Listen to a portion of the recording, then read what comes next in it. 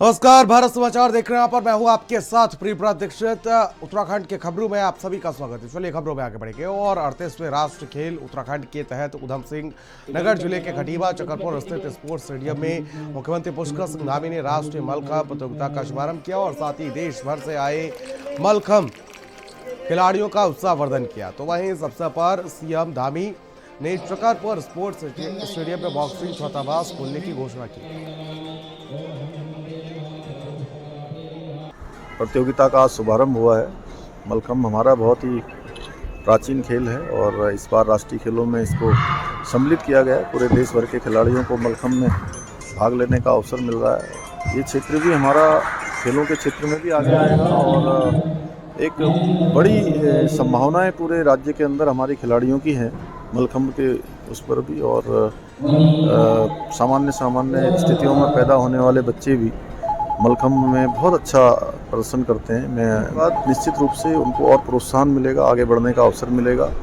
यहाँ पर खेलों में भी बहुत अच्छा प्रदर्शन इस बार हमारे राज्य का हो रहा है।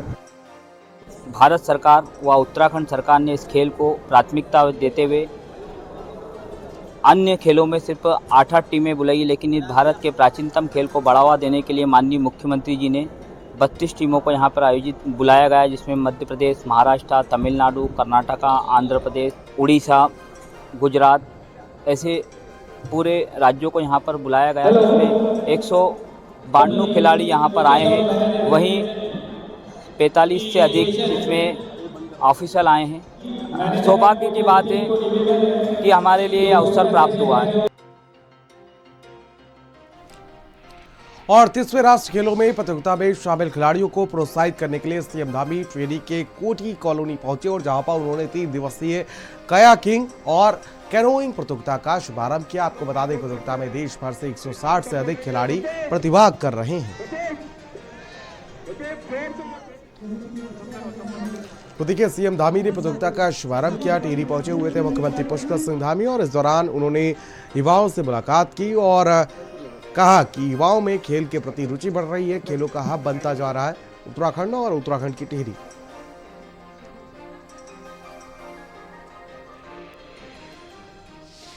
टिहरी झील में वाटर स्पोर्ट्स की हो रही है, आज उसका शुभारंभ हुआ है और निश्चित रूप से यहाँ पर अपार संभावनाएं वाटर स्पोर्ट्स के क्षेत्र में हैं, साहसिक पर्यटन के क्षेत्र में हैं, अन्य जो है खेल हैं उनके क्षेत्र में हैं। तो इस राष्ट्रीय खेल के आयोजन के पश्चात पूरे देश दुनिया में हमारा टिहरी जो है एक हब के रूप में उभरा है। आने वाले समय में इसमें अंतर्राष्ट्रीय स्तर की भी प्रतियोगिताएं होंगी। हमारा प्रयास है कि पूरे साल भर यहाँ पर प्रतियोगिताएं होती रहें, जिससे कि हमारे आसपास के क्षेत्रों में एक समृद्धि आए, यहाँ रोजगार आए, अन्य अवसर यहाँ के लोगों को मिलें, हर प्रकार से व्यापार बढ़े, रोजगार बढ़े, आर्थिकी बढ़े। तो उस दिशा में हम प्रयास करेंगे। मैंने K1000 मीटर में गोल्ड जीता है। बहुत खुशी हो रही है गोल्ड जीत के, बहुत अच्छा लग रहा है। और थैंक यू उत्तराखंड, बहुत फैसिलिटी दी है। जो 1 मंथ से इधर ही प्रैक्टिस कर रहे थे इसी वेन्यू पे, बहुत अच्छा है इधर। मेरे कोच संजीव सर है, उनको क्रेडिट देना चाहता हूँ मैं।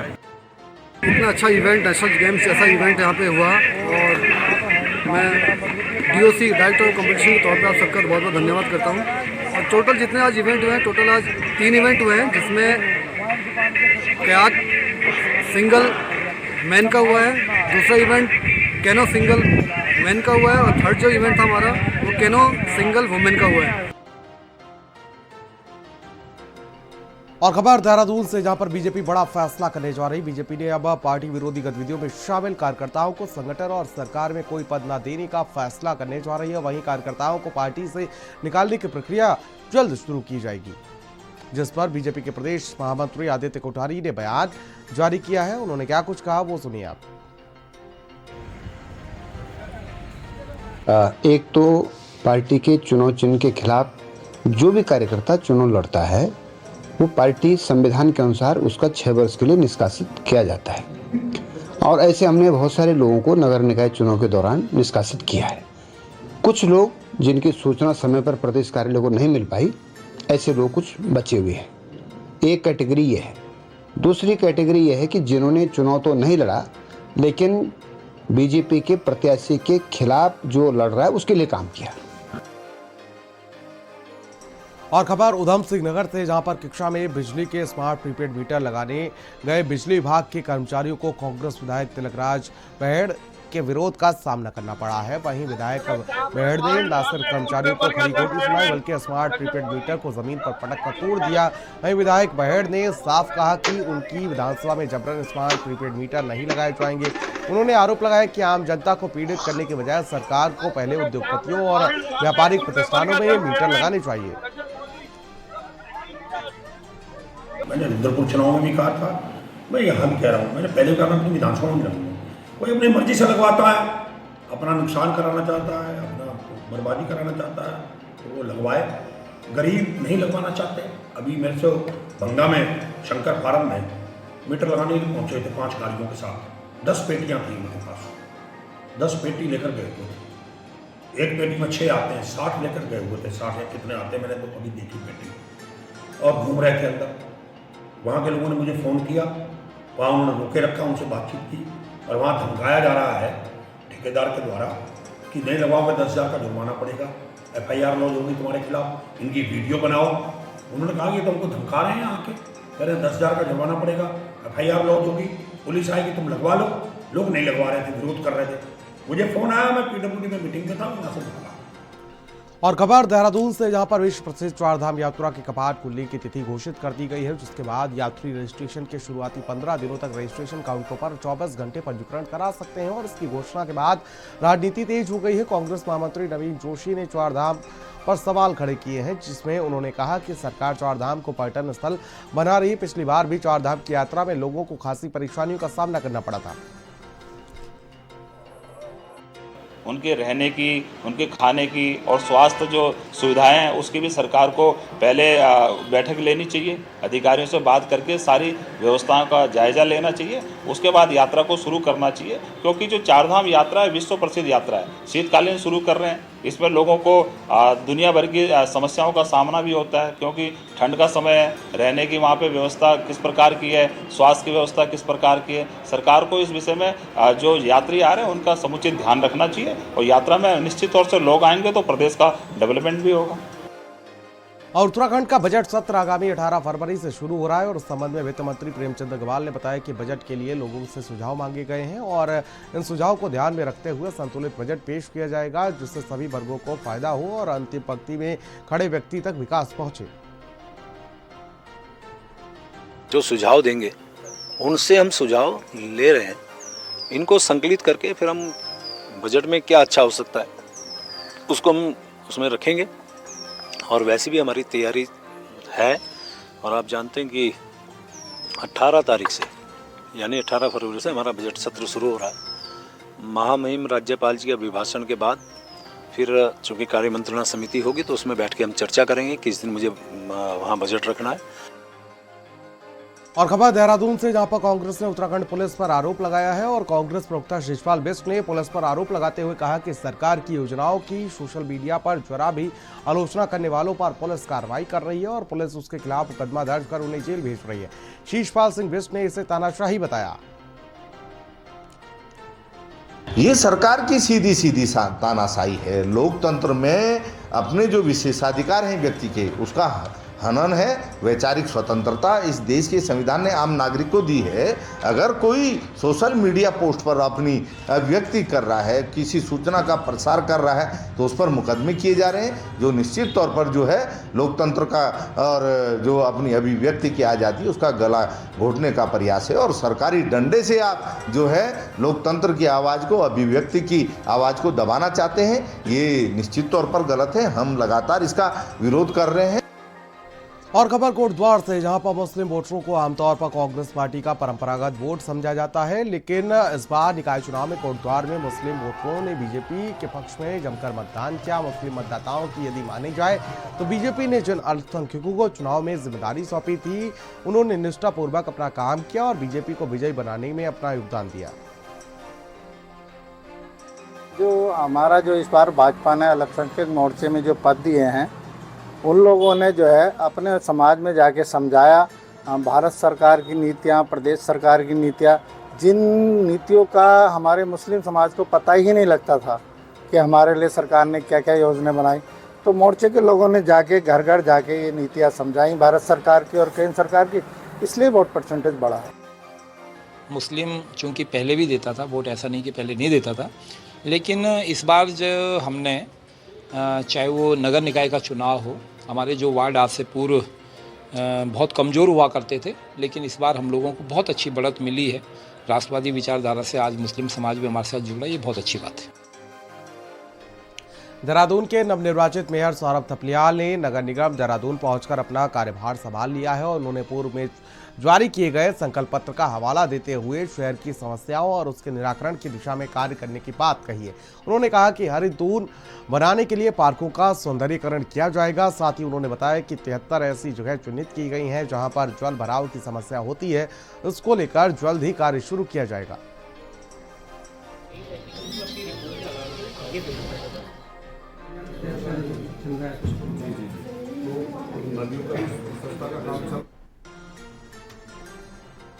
और खबर देहरादून से है, जहां पर आपको बता दें कि शहरी कल्याण मंत्री गणेश जोशी ने आज देहरादून के गोनियाल गांव स्थित निर्माणाधीन सैन्य धाम स्थल का निरीक्षण किया और इस दौरान सैनिक कल्याण मंत्री ने निर्माण कार्य की अंतिम चरण में तेजी लाने और निर्धारित समय सीमा के भीतर सैन्य धाम के निर्माण कार्यों को पूर्ण करने के निर्देश दिए हैं।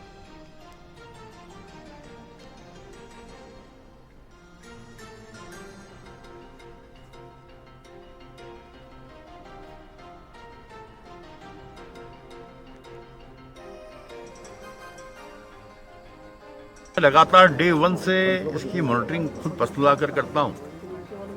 ये लगभग फिनिशिंग स्टेज पर है और आज जो इस सैन्य धाम का मुख्य आकर्षण है वो हमारे वीर जवान, वो हमारे शहीद जिन्होंने देश के लिए अपने प्राणों की आहुति दी, उनकी जो स्मृति पट्टिकाएं हैं। तो जब मैं इस दीवार का निरीक्षण कर रहा था तो मुझे उसमें समानता नहीं दिखाई दी और मैंने अधिकारी से कहा कि जल्दी इसको ठीक करें। और खबर कोटद्वार से, जहां पर उत्तराखंड के प्रसिद्ध लोक हास्य कलाकार गन्ना भाई जी का निधन हो गया है। लंबी बीमारी के बाद देहरादून के एक निजी अस्पताल में गन्ना भाई ने अंतिम सांस ली है और उनके निधन से परिजनों में शोक की लहर है। वहीं गन्ना भाई के निधन पर मुख्यमंत्री पुष्कर सिंह धामी सहित बड़ी संख्या में लोगों ने दुख व्यक्त किया है।